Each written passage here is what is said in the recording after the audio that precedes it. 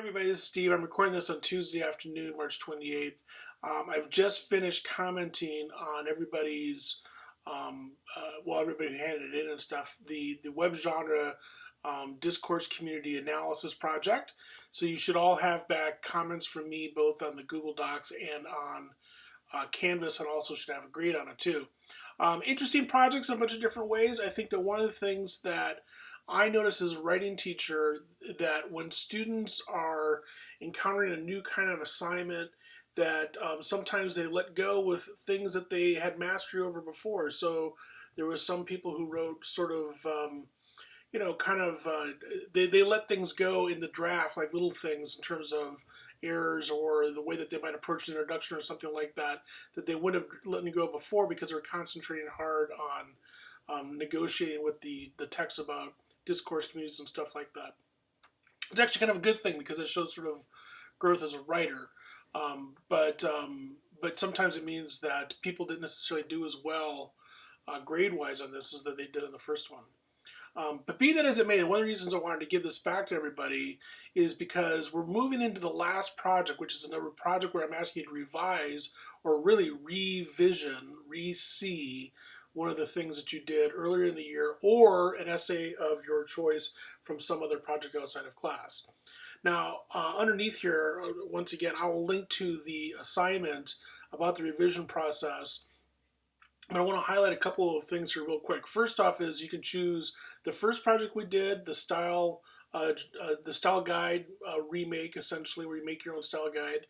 Or you can choose this project, the web genre discourse analysis project. Or if you have something that you, from another class, that you want to revise or revisit and you want to share that with everybody, you can do that too. But you need, if you're going to do something from outside the class, you need to let me know about that pretty soon.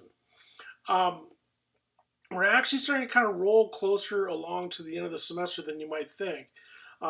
As I'm looking at the calendar and I'm looking at a different screen over here, next week, about a week from this time of the week, so starting April 3rd, we're going to move into a pre-peer review activity, which is going to be you talking about what project you want to revise and what it is that you think you want to do with it. So that's going to start on April 3rd. We're going to finish that up. We're going to talk about the final for the second part of next week. The week of April 10th through the 13th, we're going to start with the peer review for this project. So you'll need to have a draft of this ready by Monday, April 10th. And we'll finish that peer review on Wednesday, April 12th. And then we head into essentially the last days of the class, April 17th through 18th. So really, we've only got 2.5 weeks left, give or take, of the class. So things are moving along pretty quickly. And then there's some stuff about the finals and stuff like that at the end. So it's all going to come together pretty quick here at the end, as it always does. As is always the case, if you have questions or concerns about anything that I wrote or commented on or graded or anything like that on this essay, please let me know, because I'm perfectly happy to chat about what I wrote and my grades and stuff like that. And also make sure that you have an idea about what it is that you want to do your revision about by about this time next week. And one last thing in terms of that assignment, if you read through the assignment, you can get this, and maybe you can get this from the flavor of things that we're reading here.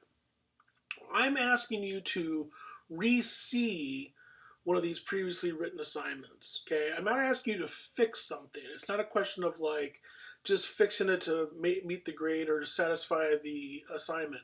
I'm actually not even that concerned if you follow an assignment when you revise this. So for example, you could focus on this web genre discourse analysis thing and take it in a completely different direction based on what you started with, okay? Revision, re-seeing means you have this thing that you started with, this original essay, for either the first two for this class or something from another class, and you've decided to, take another look at it. That's really what this assignment's about. That's the first part. The second part, which is really important for our class here, is you are going to have to write a short essay along with the revision about what you did. And that's where you're going to start talking about how you made connections to the things we talked about in terms of revising, in terms of writing, the readings that we've been doing for the last couple of weeks on trying to the challenges of coming to a place where understanding how writing works for real writers, right? So, in other words, the sort of stuff that Alan and Bartholomew are talking about in terms of their struggles with writing and how all writers struggle that way, the problems of trying to get right outside of a box of a simple 5-paragraph format, the idea of trying to write something that's not just responding to an assignment, you know? Um, so the point is this, is that the revision is you're going to re-see something that you did from one of these previous exercises, and then the short essay that goes with that is going to be your explanation of what it is you decided to do.